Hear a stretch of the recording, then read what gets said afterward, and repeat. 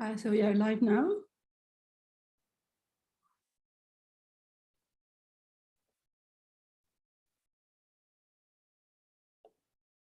Hello, everyone, and welcome to our webinar today. We're just waiting for everyone to join, and we'll be starting an amazing session. I'm sure it will be really very interesting and also like a new experience for everyone here.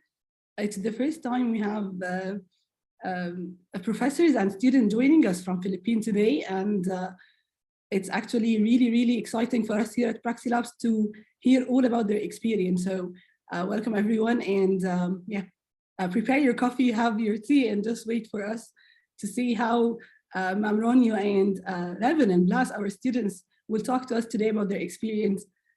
They'll talk to us a lot about also like, why do we use virtual labs? What is its importance, and a lot of other things. So I'm just waiting a couple of minutes and then we will be able to start.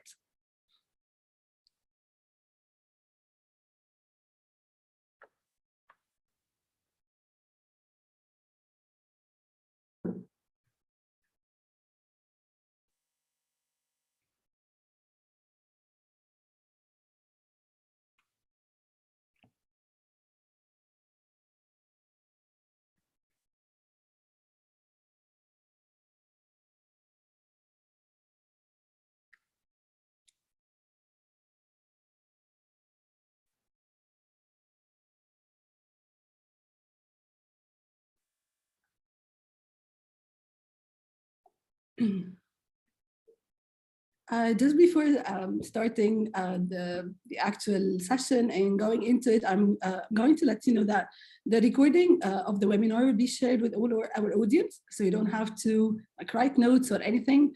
It will be all recorded and sent to you by email after the webinar. Also, if you have any questions, please do send them in the Q&A, and we will be answering all the questions at the end of the session.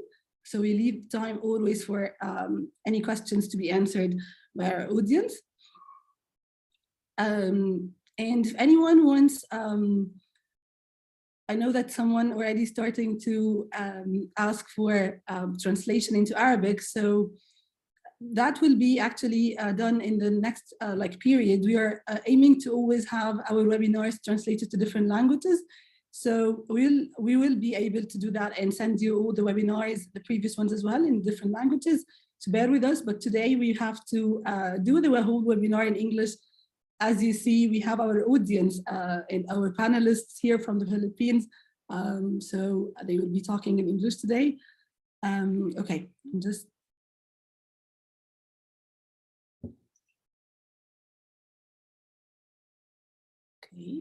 I'm giving a couple more minutes and then we'll be starting.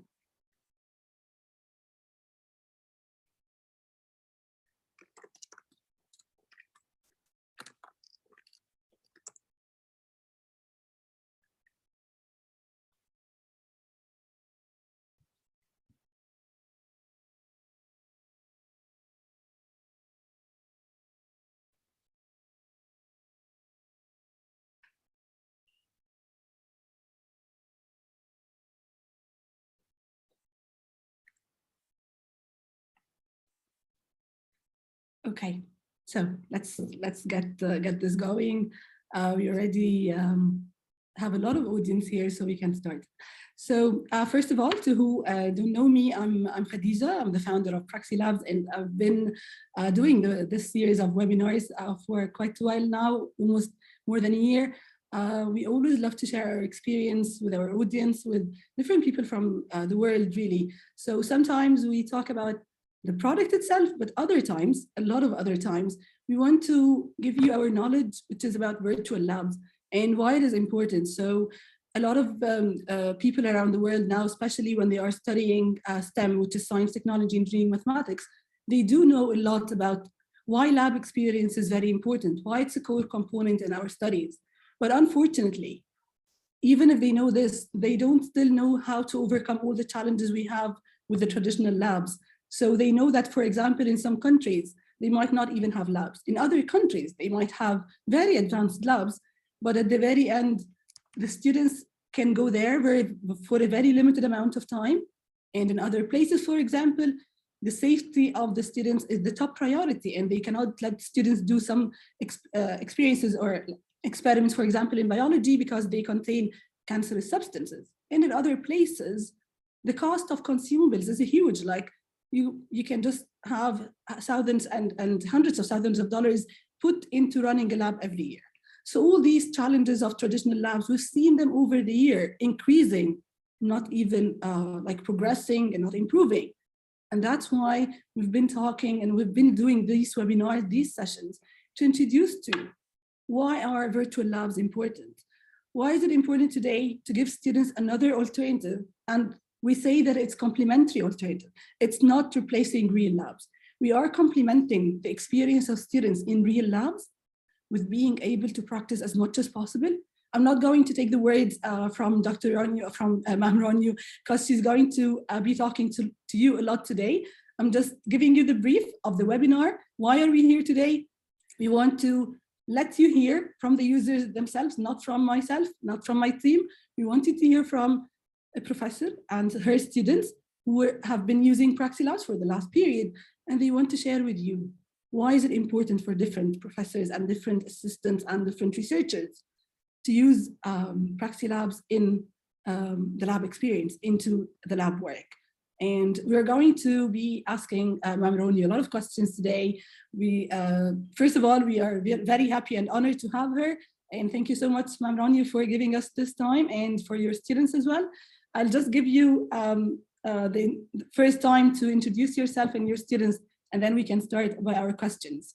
Please go ahead.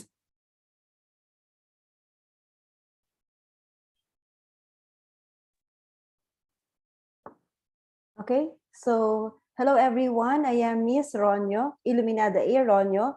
I am actually an instructor professor at the De La Salle Medical and Health Sciences Institute. So as promised by Dr. Kadiha, we are here to give you our experiences in using this virtual laboratory, particularly Praxilabs. So the title of our presentation is The Virtual Laboratory, a DLS-MHSI experience. But what is virtual laboratory? When we say virtual laboratory, it is a simulated learning environment that allows the students to complete laboratory experiments online and explore concepts and theories without stepping into or going in a physical science laboratory. So therefore, when we say virtual laboratory, actually most of the virtual laboratory that we could see maybe in the market is all about science education. And we are just so happy that the science people, or maybe those who are teaching physics, chemistry, and biology, are one of the chosen people to experience this virtual laboratory. And most of the virtual laboratory is, we can say, animated types. So when we say animated types, it's somewhat like a game wherein the students could be able to enjoy what they are doing. So what is virtual laboratory for me?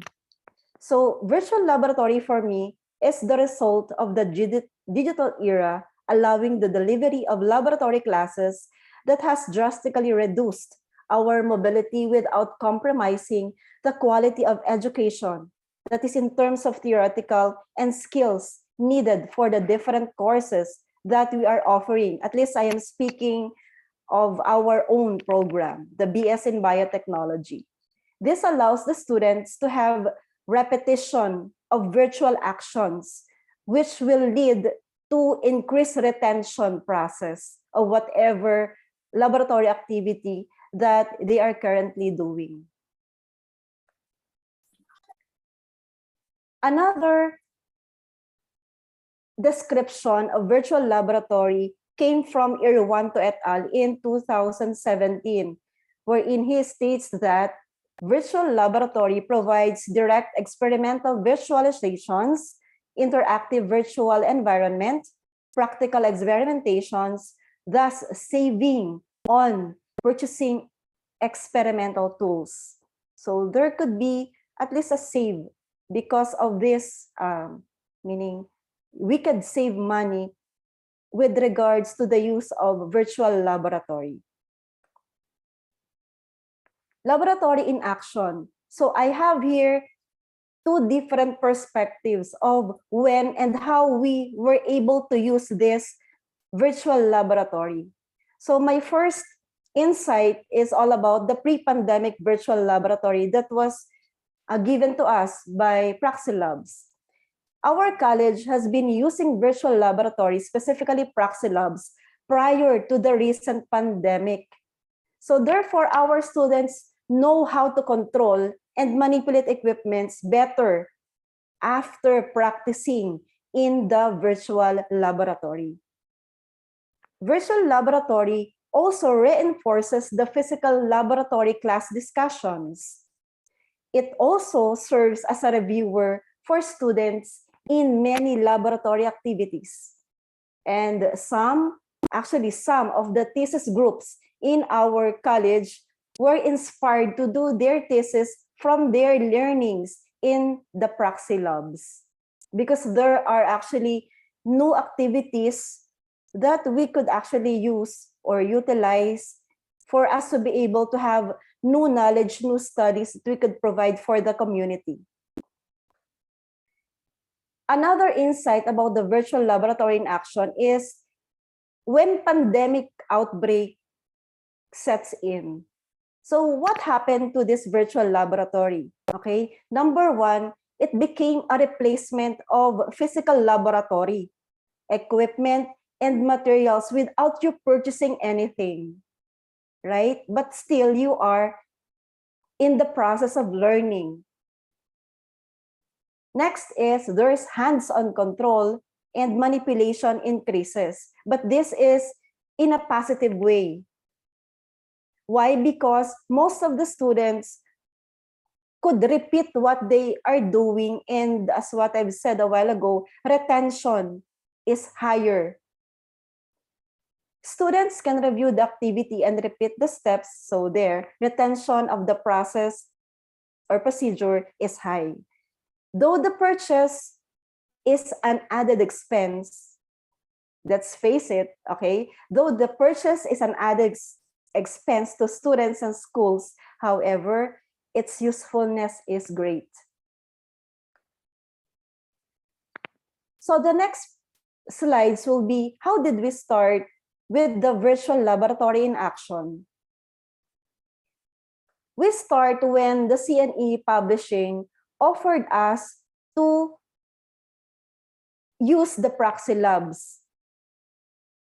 And upon sharing this to our dean, he said yes. So we could actually purchase the Praxilabs for us to use it during our online laboratory discussions and online laboratory classes. And then we were given credentials via the CNE. And then after we were given the credentials, we were able to log in and saw the many laboratory activities that are provided by the Praxilabs. And this one that you can see in your screen is just one of the many. So this is cultivation of virus in chick embryo. This is just one of the many. Now this next slide is the actual virtual laboratory for the cultivation of virus in chick embryo. Me and my students were able to use this in our developmental biology laboratory. So we were able to inject the virus, or it could be bacteria or any microorganism, for us to observe whether the chick embryo will develop or not develop. So there. And it's really nice and fun to use. So another good feature of this Praxilabs is that it comes with laboratory manual. And this laboratory manual actually could be downloaded. And if you could download it, you have better understanding of what really is happening in the procedure that we are using. One more good point about this Praxilab is there's a quiz or a test at the end of each activity. Each of the student using the Praxilab or a certain activity could be able to get this test and know for himself whether what he did is correct or not. So there, it's really easy. Next will be the student demonstration of the virtual laboratory in action to be given to us by Mr. Blas Cintron and Riven Apostol.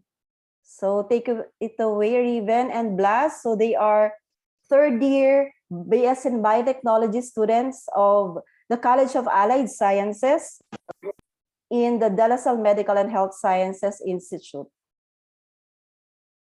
And then later I'll be happy to answer whatever question or queries you have. Thank you very much.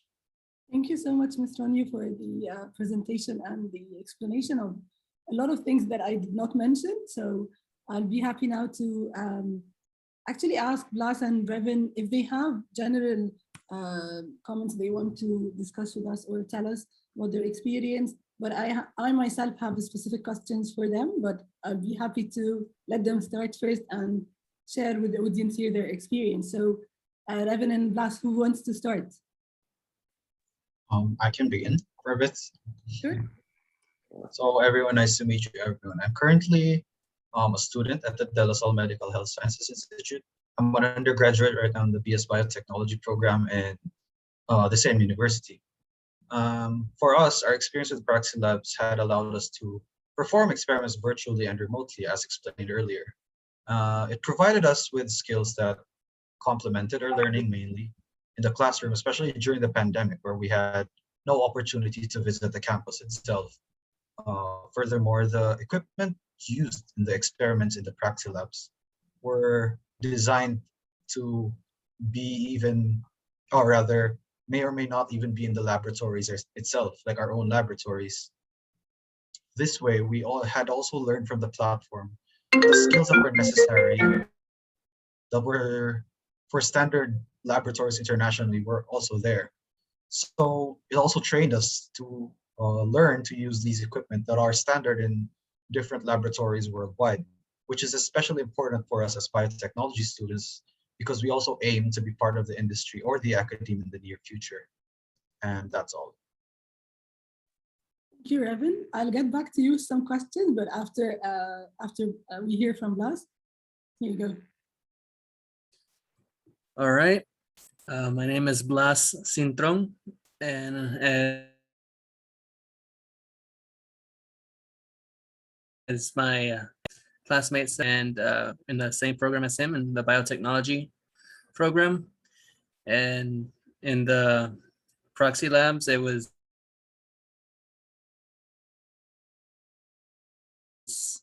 fun and had good instructions. So I know that some people can get lost without the instructions, and some lab books aren't very detailed as it was in the Praxilab, which helped a lot going through it.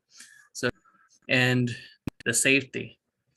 I've had previous labs before in which my one of my classmates was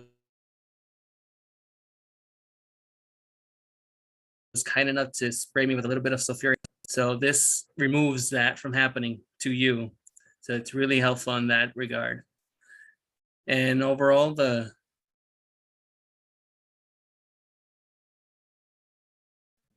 experiences that you can have due to costs. So it's been very good and very helpful and insightful for future projects. Thank you so much, Blas, for the for your feedback and for your sharing your experience. Ms. Roni, allow me to ask Raven and Bas some specific questions we've actually started getting once we told the audience that we have students with us, because they wanted to hear from, of course, we have questions for yourself as well. So people want to understand more from the professor's perspective, but also from the student's perspective. So one of the questions, Raven, for example, was when you first started with it, sometimes there is like a resistance to change, a resistance to start anything new. Usually we do find this more often with, I would say, someone not in your age or not in the technology era, as we said, but even in your age and between your colleagues. Do you think that like you needed a lot of time, or you were not able to just go ahead and use it directly? Did you need a lot of like tutorial or, for example, training on it? How do you think it's easy or difficult to use? And again, comparing it to the real lab, can you share with us your experience in this aspect? For me, there was one thing that made it really difficult, but I wouldn't say it's more of like a hassle. It's more of like a logistics problem. Because to begin with, the hardest part for me in getting into the Praxilabs was streamlining the accounts. Because obviously we're gonna have institutional accounts. At the same time, we'd also have our personal emails logging in. So yeah. I guess that was like the hardest part for me, because it's mixing up a lot of the email parts, because I have my personal email and institutional email. But being in the platform itself, it's very streamlined, because you could see the experiments on a time basis. So you would see the latest experiment from the oldest experiment. Everything is there. So regarding the experiment proper itself, I would say it's very, very close, especially that the materials are there prepared for you. The materials are also named, so the instructions are going to be much easier to follow and perform as well. Okay, that's really helpful, and yeah, hope you we find a way to even make it more easy for you with the emails part. So Blas, and I have another question here for yourself. It actually came to us from the audience as well. So when you sometimes again people think that because you don't have the same like the same senses, like going into the real lab, you would use your hands, for example, you would have like you'll be able to smell, but in the virtual lab you don't have this.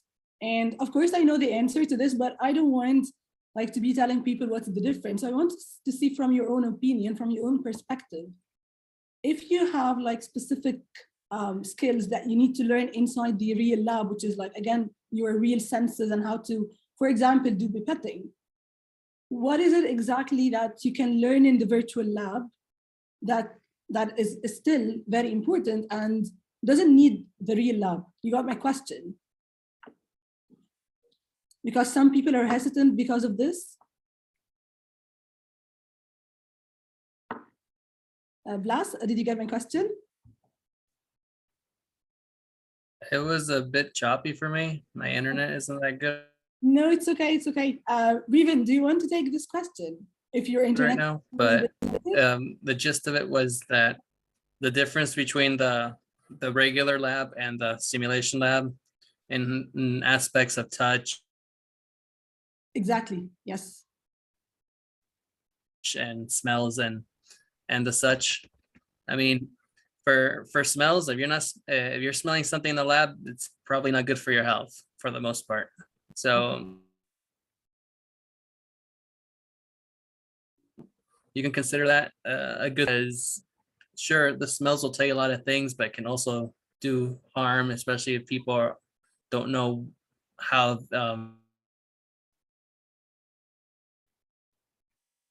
their bodies are at that specific levels. It's almost the same. It's just, well, you're not using your fingers in the way that the lab is intended. You're just mostly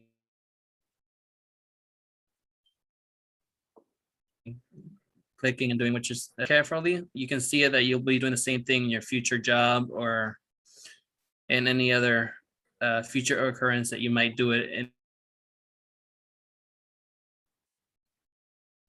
in real life. Thank you. The only differences will be the smells that. Yeah, thank you so much, Blas. I know that your internet connection is not helping you a lot, but we understood the main message you are sharing with us. So Raven, do you want to add anything on top of this, or do you agree? I also agree with Blas about regarding the safety things, but I want to add a little bit more from discussion. So we've also been beginning to perform laboratories on site as well. But Praxilabs still provided us with, I guess, necessary skills because a lot of the materials weren't wasted, especially in us undergraduate students. We don't have that much experience yet in the laboratory itself. So not only did it provide us prior knowledge on the experiment itself, it also provided us with even basic measurements and even like what each tool does in the laboratory with, I guess, equipped knowledge for us to be able to perform the tasks much more efficiently than as if we're just going blind into the laboratory itself. So I guess that's all. I really like your answer, and it says a lot about what we've been trying to tell not only our current universities and students, and tell them why it is important to go into the virtual lab before the real lab, for example. So as Ms. Ronyu shared one of the studies that was done previously, a lot of studies, Ms. Ronyu, as well, were done to see whether, for example, the virtual labs are most useful before or during or after. So for example, a lot of them were found that using virtual labs, as Revan said, for example, gives a lot of necessary skills that will let you use your time wisely when you go to the real lab. So when you use it before, it's really maximizing your benefit from the real lab than when you go to it. And then using it after was more like as if it's a revision, and sometimes it's even a practical exam. So going from there to you, Ma'am Ronyu, can you tell us, what do you think you found with your students? Or did you find a specific pattern that was most useful? Is it going before or after the real lab, or just like letting them do it as much as they want and in any time, like even opening it to them anytime? What do you think? Well, for me, Dr. Kadiha, what I wanted the most about Praxilab is that we have this time to practice first before going into the real laboratory activity. Yeah. So it's what we did, for example, in our developmental biology laboratory on the activity with the chick embryo, wherein we have treated it with bacteria. Okay, so, and with regards to that, ma'am, I need to answer one question here. Sure. One question is, how can we determine if the chick embryo will be affected by any virus infused to the egg, which developmental stage will be affected by such? Okay, so it could either be that the chick or the chicken will die, or the embryo will not be developed into a chicken, or if it will develop much more, the stages of development that will be affected will be the circulatory system, the veins and the heart, actually, of the developing chick embryo. Thank you for answering the question that was sent in the chat as well, Ms. Ronyu, and yeah, that's very helpful for them to know.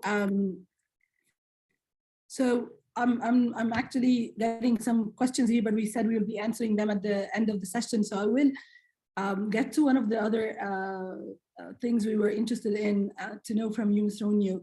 So do you think that you are now at a place, or you still need more time, for example, to go over several semesters to see, some of the very difficult but very important things we've been trying to do is to see ourselves, the data, which is the learning outcomes. Like I told you, there are a lot of studies done in the UK, for example, that talks about improving students' learning outcomes when they use the virtual labs before going to the real lab, for example. So do you think that you've seen anything about that, or you are able to measure it? Doesn't have to be like exact data, but have you seen anything regarding how do students enhance their outcomes, or is it only qualitative? For example, do they talk about their motivation and retention more? How do you think is the benefit that is to yourself and to your students? Yes, Dr. Kadiha, I think what the observation that I have is is qualitative. They have confidence. They have confidence in doing their laboratory activity after practicing using the Praxilabs. And Yeah. then when we go straight to our laboratory room, the physical laboratory room, they are much more confident in doing each of the procedure. Yeah. Okay. Yeah, I understand that. Okay, so it's more of improving. So actually, this was one of the aspects. So all those studies, they were always concerned with two things: not only the learning outcomes, but the other part was the retention and motivation. And it found a very high improvement, which could reach 80%.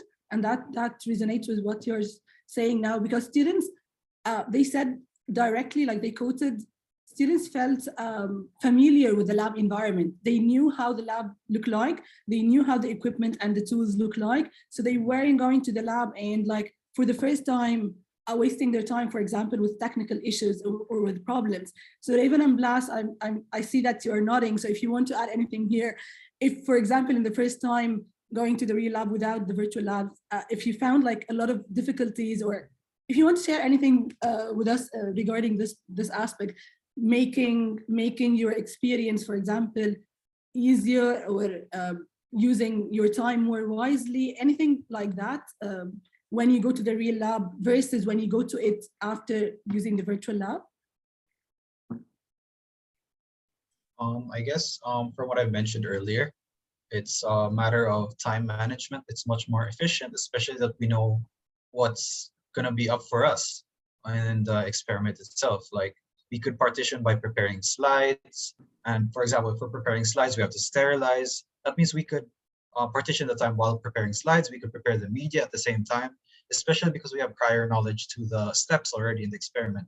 Although it's not, although it's equivalent to like reading the laboratory manual, you could say in Praxilabs itself, you could actually perform the experiments and what it's supposed to look like. And especially that Praxilabs gives you specific details on like what are important aspects like you want to see in like the media, for example. The media has to already be melted before you could do this. Mhm. So little details like that, we didn't have to hesitate. Like as what Ma'am Ronnie said, we're much more confident in doing our experiments because we already know what's like the details that we have to do in the experiment.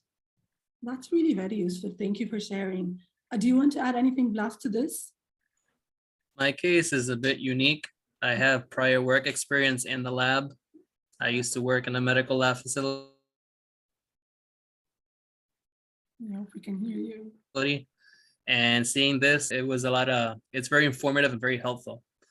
And when I started working on the lab without any real training or anything like that, it was really scary and very nerve-wracking. At least with the Praxilab, if I had that, it would have been so much better and much more smooth to get into the works of things. Thank you, Blas, so much for opening. Because and it's very helpful. Yeah. And I wish I had that 10 years ago. Okay, that's very helpful because it actually gets us to maybe one of the other aspects you're always mentioning, which is we want to enable equal opportunities, and this is something we all around the world now are talking about, and it's real. I mean, sometimes it doesn't have to be like even disability. It might be just like a different pace in understanding, or a different, like, or for example, someone is shy or someone is a bit scared. So if they have this experience first in a virtual environment, to say that this is a very friendly environment, it's as if they have their own lab and no one is like monitoring them. No one is like just waiting for them to do a mistake, for example. So they are getting a lot of confidence. They are getting a lot of help.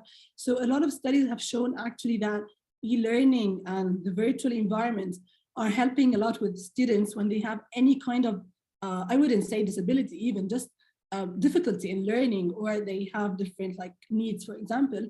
So thank you, Blas, for mentioning this, because it's very important for us today to say that the virtual labs are also important, not only for just the students that are going on their normal pace, but also any student who has any difficulty or disability. Ms. Ronia, do you want to add anything? I see you agreeing, so if you want to add or to comment to what I'm saying.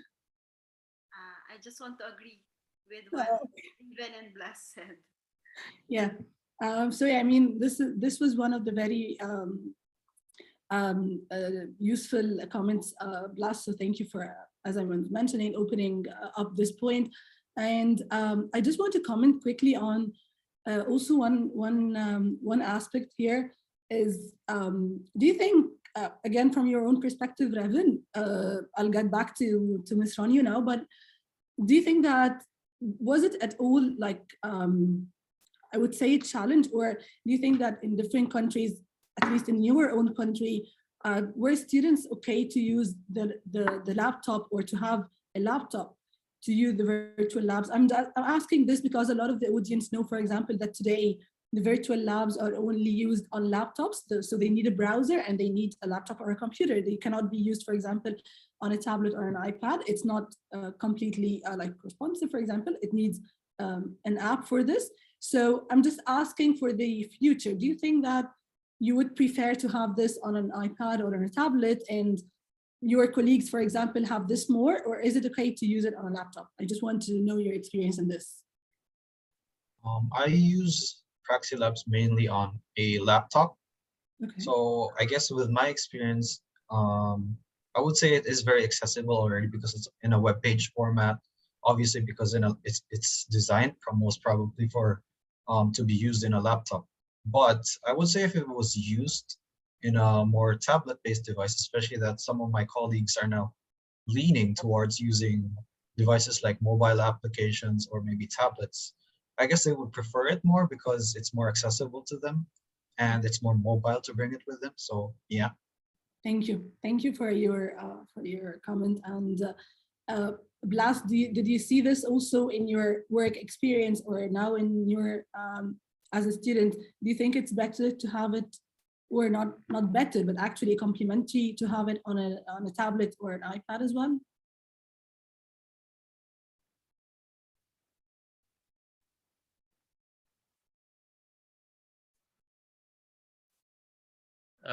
For the tablet, a lot of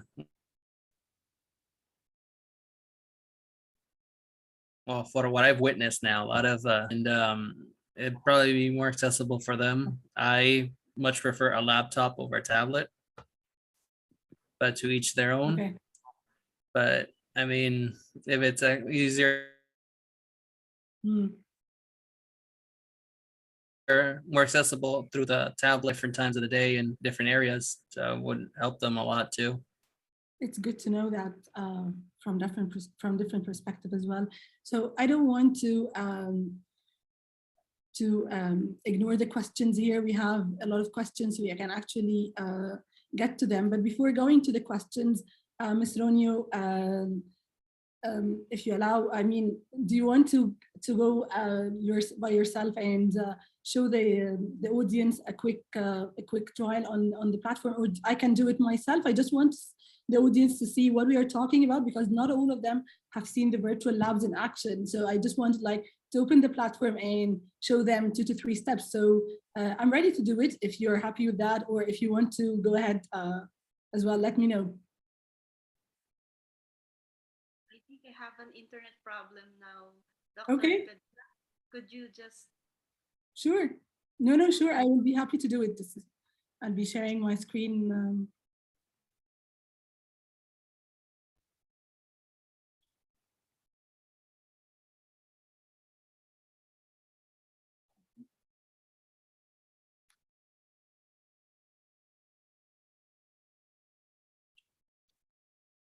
So I just want to let everyone see with us what we are up to here. So now I need to share my screen.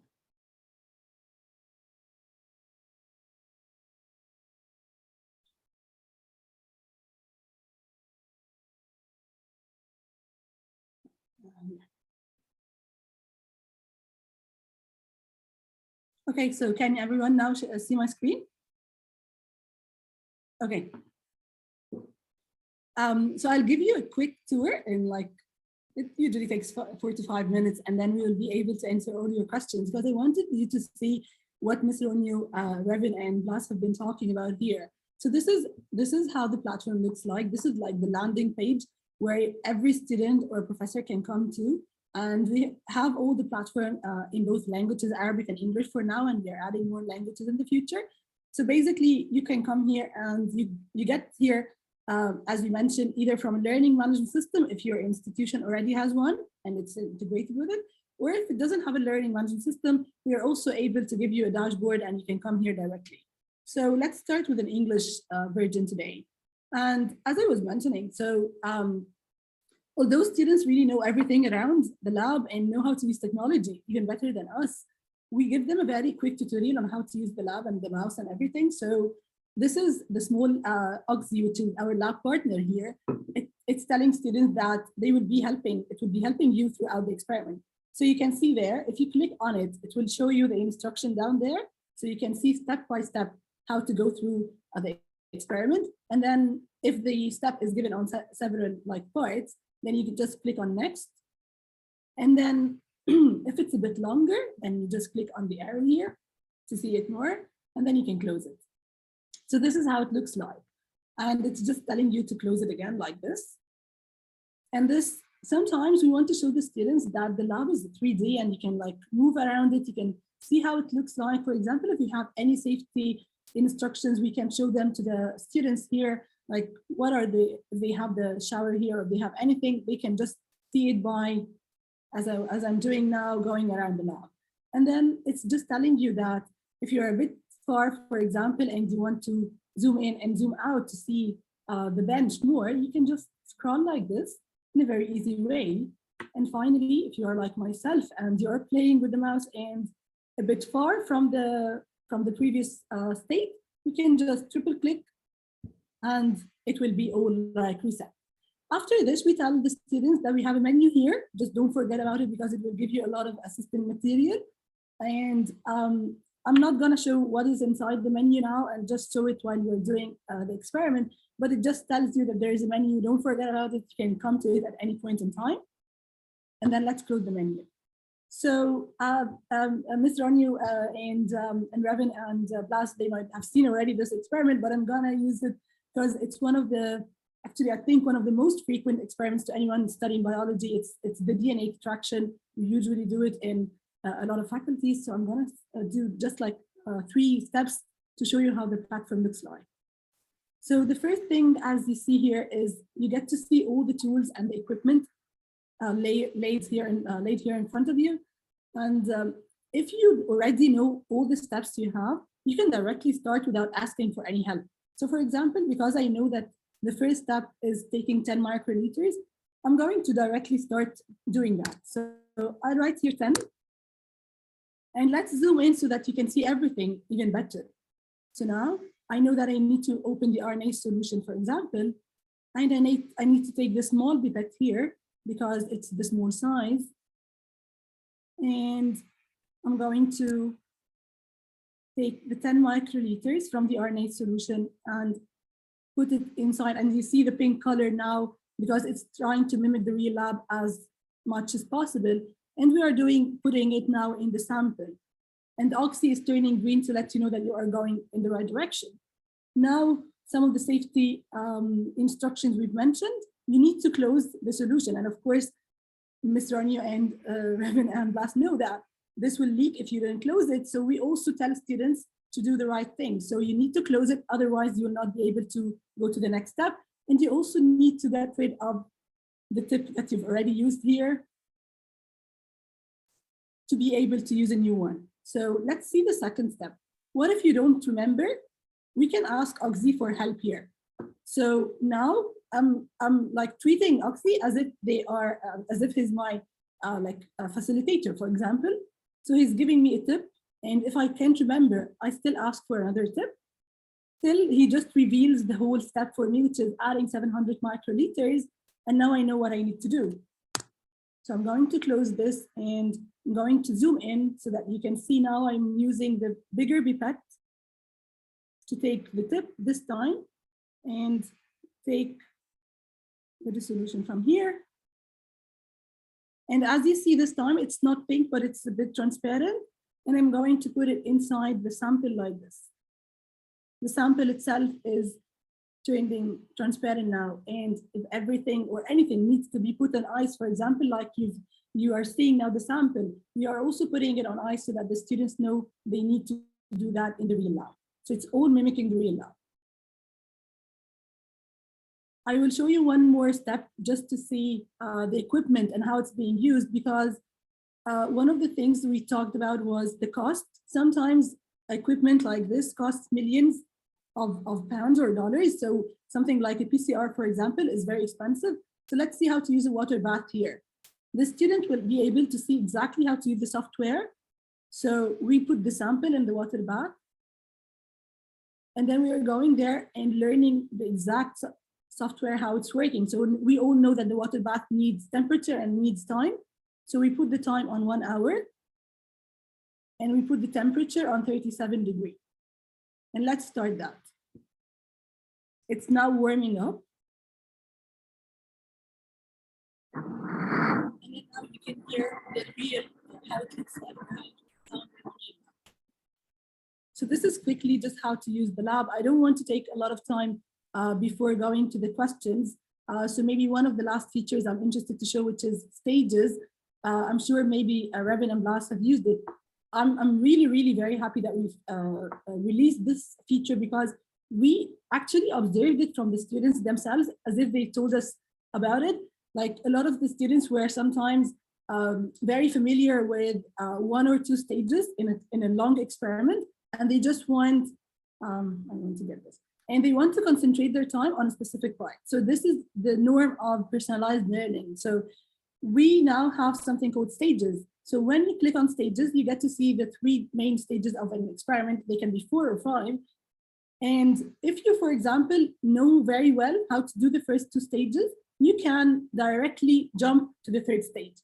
And this is one of the things that you can do actually in a real lab. You can only do in a virtual lab. The platform will act as if you have done the very first 2 stages and will let you only focus your time on the 3rd stage. And I think this is really, really important for students to, as Revin said, for example, to manage their time wisely.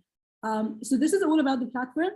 It's a quick demonstration, really. I don't want to go more into it. I want to leave the rest of the time for the questions.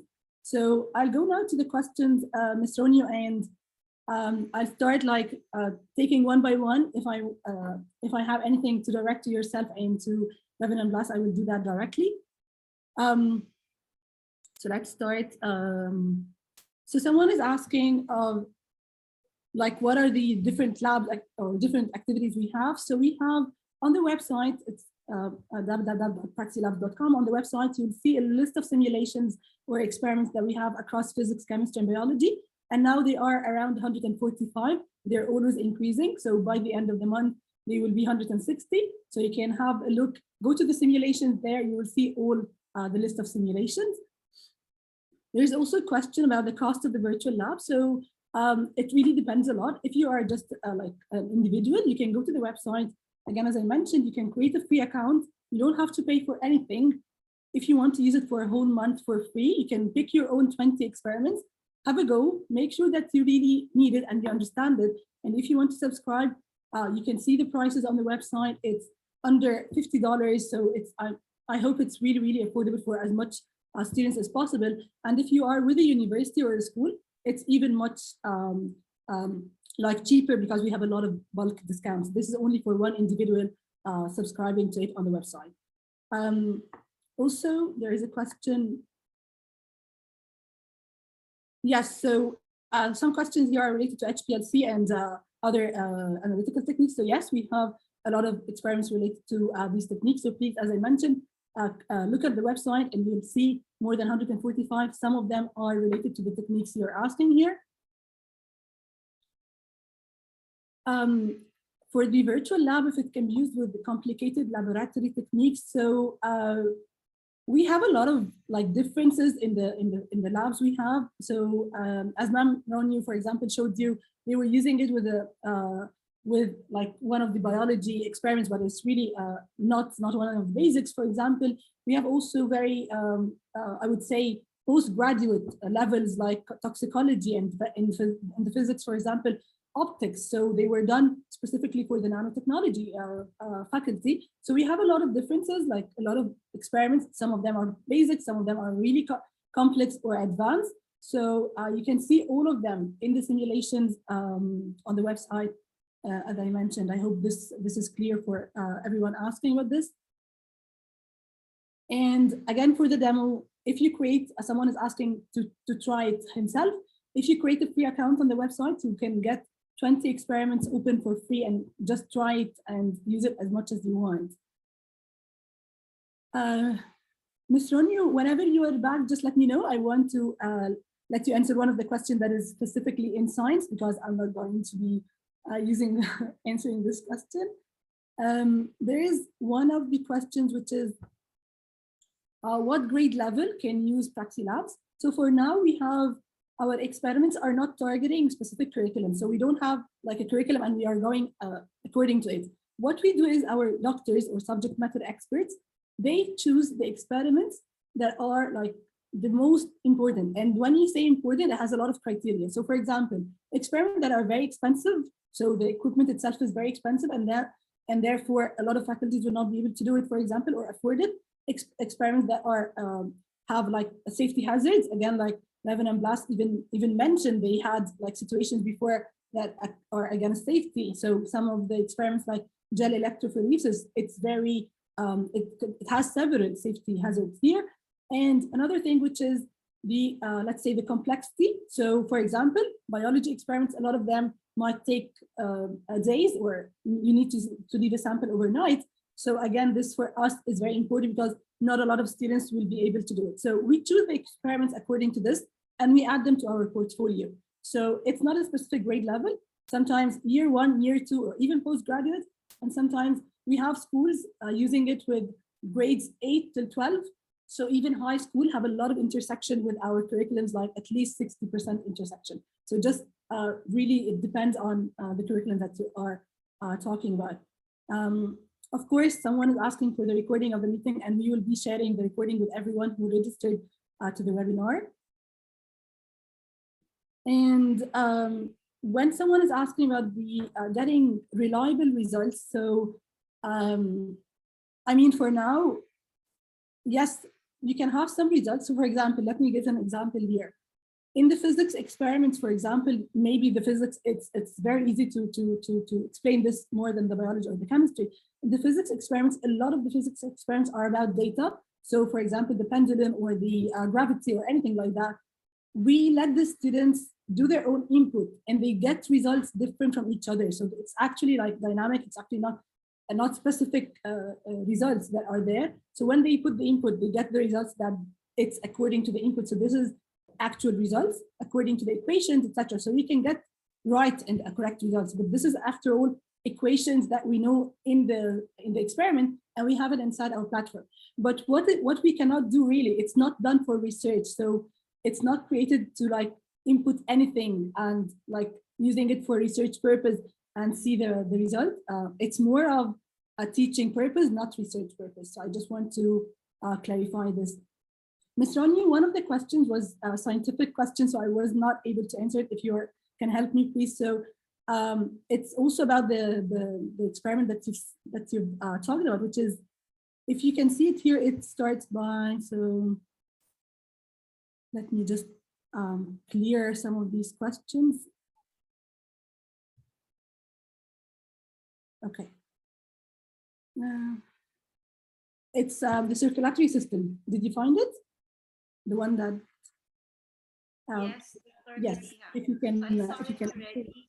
And then my answer would be, as of the moment, we do not have any strain for any kind of virus here in our laboratory. What we have here are more of the bacteria.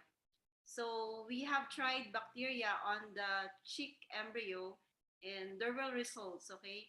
So, but for the virus, we are having this study this coming September on the virus, effect of the virus on the egg, and maybe there I could give maybe the result of that if the one who asked that is one who asked for that question would like my email, and then maybe thank you, yeah. the research we've done. Yeah, thank you, Ms. Ronyu. We can send it to them. Yes, ma'am. If you want to write it in the chat, Ms. Ronio, I know that the chat is going to all the audience. So if you want to write your email, feel free. If we want, we can also, anyone who wants the opposite. So if anyone wants to question to Ms. Ronio or to Reverend Blas, feel free to send us. Like, we have different channels that you can send through. So you can send us on, you don't have to do that now. If you later on think of any question, you can send us on the live chat on the website, on our social media. So Facebook, LinkedIn, Twitter, anything you want, just send us an email and we usually answer on the same day, or you can even send on support@praxilabs.com. So we'll get back to you with the answer. If it needs Ms. Rani, we'll definitely pass the question to her as well. I'm going to continue the questions to make sure that if you have anything related to you as well.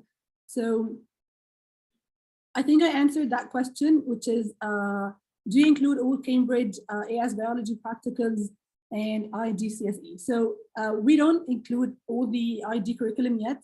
I know that we've done the mapping before, and I know that we found a lot of mapping, but as I mentioned, Ms. Maya, so we don't go according to one specific curriculum.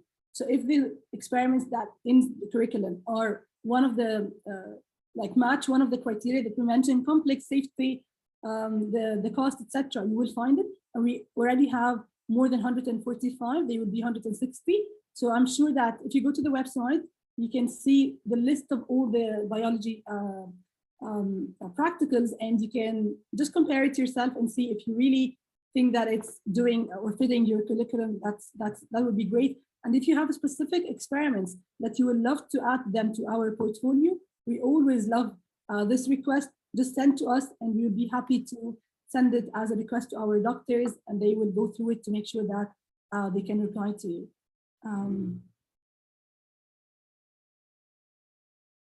I think that was like, yeah, only two questions left here. So someone is interested in physics simulations. I know today we didn't talk about physics, but feel free to check the simulation portfolio on the website.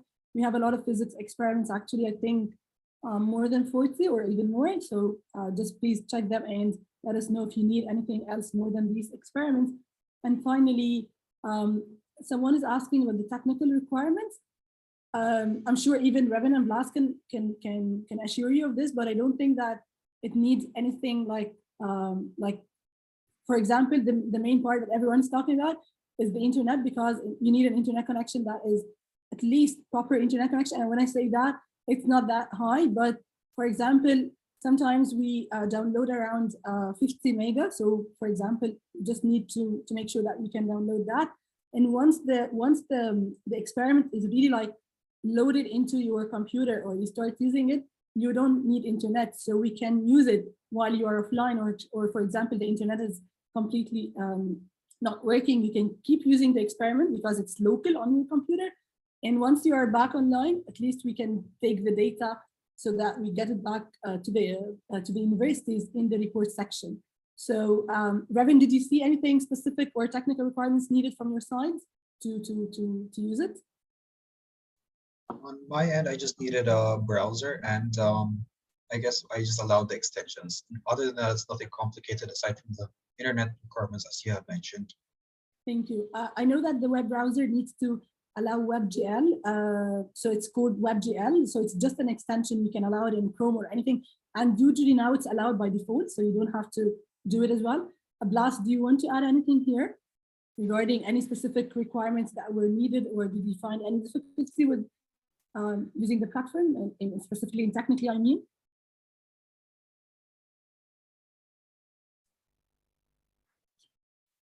I mean, for the most part, it was pretty straightforward. As long as you have at the start of the session, you just download it, and it doesn't really take up much for your computer to actually do the labs itself. So it's pretty accessible to most devices or most computers anyway. So it should be fine for anywhere. Thank you, Blas. I know that on the website as well, if you go to support and frequently asked questions, you will find a specific PDF file there.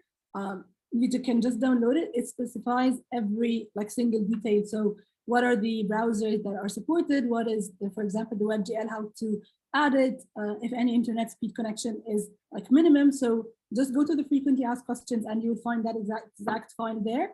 I know that we are using the last, we are actually more than our time by a minute. So I don't want to use more of our time now. I know that I answered a lot of, or almost all the questions. I hope that no one is, okay, so it's just last question came in here. So can the results of student simulations be automatically corrected and printed to be submitted to teachers? So I did not show that in my demonstration, but Ma'am Ron, do you want to answer this part? You know, the reports part that we showed to you after the students are doing the experiments. I can talk about it if you. They are asking about any reports that are returned back to the teachers or to the instructors to tell them about the progress and the performance of the students. Of course, there should be a good internet connection. Yeah, that was the previous question. Now, okay, I'll get this just because maybe we didn't mention it quickly. So it's the last part, which is asking, can the results of student simulations be automatically corrected? So if you're talking about the questions, so we have like assessment questions during the experiment. So all these assessment questions, they are actually corrected automatically and returned back to the professors. And also, so I'm gonna take just like one additional minute because I think that's very important if you want to see this. Okay.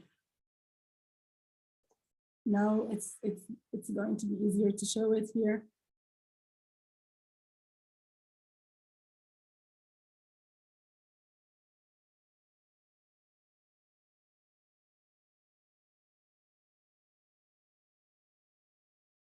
Okay, can you see my screen now? I'm just going to answer that question using the report. So to mention it quickly, Ma'am Rani, so this is exactly how Ms. Rani, for example, sees for every student. And so, for example, she has the name of all the experiments that she gave to the students. And for every experiment, she can click on the name of the experiment. And then what she gets here is the name of every student and the number of attempts every student has done for all the experiments. So for example, she knows that for the DNA extraction, Devin, for example, has done 5 different attempts, or Blas has done 10. And then she can actually know that if they are all doing a lot of attempts, maybe this is just like normal understanding, or maybe they are struggling through the experiment and they need help from her. So she can click on the name of one of those students like this, and we can see even the exact like behavior. So when did the students do the experiment? So the date, the time of the experiment, when was done, but also the duration. So if they are taking like an hour to complete the experiment versus if they are taking like maybe 10 minutes. Again, this talks a lot about their progress and their performance with the virtual lab. And as I was mentioning, this is the grade. So they answer specific questions during the experiment, and she can see the grade of these questions being answered and being shown to her here, so that she can even use it as like a practical exam. And then you remember that OGSI, when we were clicking on it to get help, we also tell the instructor how many times the student clicked on this helper, because it again talks about if they know their way around or they need help at every certain step. And then after that, we also show the skipped stages. So if the students are skipping stages, as we were mentioning, just to learn or to like use their time wisely, this will be obvious here. But if they are like skipping all the stages all the time, for example, this might be just like abusing the system. And finally, we also show which last step the student stopped at, because again, if the student stopped at, for example, step number 20 out of, if the experiment is 25 steps, and every time they are stopping at step number 20, there might be a problem they are facing and they cannot continue the step. So it really tells a lot of information to the professor that she cannot even get from watching them inside the real lab, for example. It's difficult to monitor 20 or 25 students at the same time. So I hope that answers your question about like getting a report about the students' behavior. I guess that was the last question. And someone is asking for if Praxilabs will be available for Android phones and virtual lab activities. So I hope you are just like monitoring our Facebook and Twitter and LinkedIn, because you will see a lot about this very soon in the next 2 to 3 weeks. So just keep monitoring these pages, and yeah, you'll see a lot of good news soon. Thank you so much for your time, everyone. I don't want to make you late, and thank you so much, Ms. Ranyu, Revan, and Blas. I really enjoyed having you here. You've talked about everything from your own perspective, so we don't like to be talking about it from our side all the time. Ms. Ranyu and Revan and Blas, if you have any final comments for the audience before telling them goodbye. Thank you very much for listening to our experiences using the virtual laboratory. Thank you. Thank you, Ms. Ranyu. Revan and Blas. Everyone. I guess on my end, I just want to thank everyone who attended and giving us a platform to be able to share experience mostly with the program itself. Thank you. Thank you so much, Revan. For me,